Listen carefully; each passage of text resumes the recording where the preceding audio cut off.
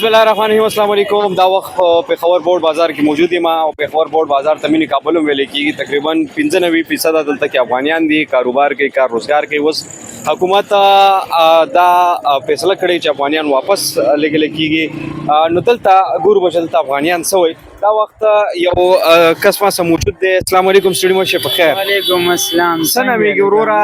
او دا راته ووایه چې چېرته اوسېږې، د څومره وخت نه اوسېږې او څه ویل غواړې؟ یاره په حساب کې زما نوم ساجد دی، اوسېږم بورډ بازار دانش آباد بجلیګر غلی کې او یم خو افغان پښتون خو پښتانه ټول افغانان دي. اول نشنلیان وایي چې موږ افغان یو، په پلار نیکه نو پښتون کې راځي.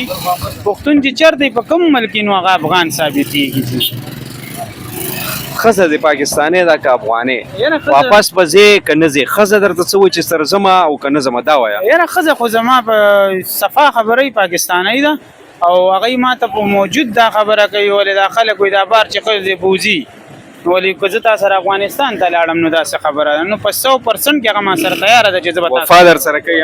الحمدلله زما بچی او زما ښځه ما سره ډېره وفا کوي. چې ښه خبره ده. کیس پکې که نه های کورټ کې کیس کې چې زما ښځه پاکستاني ده، ماله جاریت راکړي؟ یاره که درته ووایم چې کیس خو خامخا پکار دی. زه د دې ملک ما یو تور سرې کړې ده او د ملک بچاینده ده. هغه پکار دی چې ماته حق ماته د دې خپل حدود ماته راکړي چې یاره های کورټ یې ماته راکړي. په دې باندې زموږ صرف زما مسله نه ده، د نورو پیغلو به هم داسې مسلې، د نورو خاوندانو به هم داسې مسلې چې هغوی له د خپل حدود خپل حق ورکړي د های کورټ نه.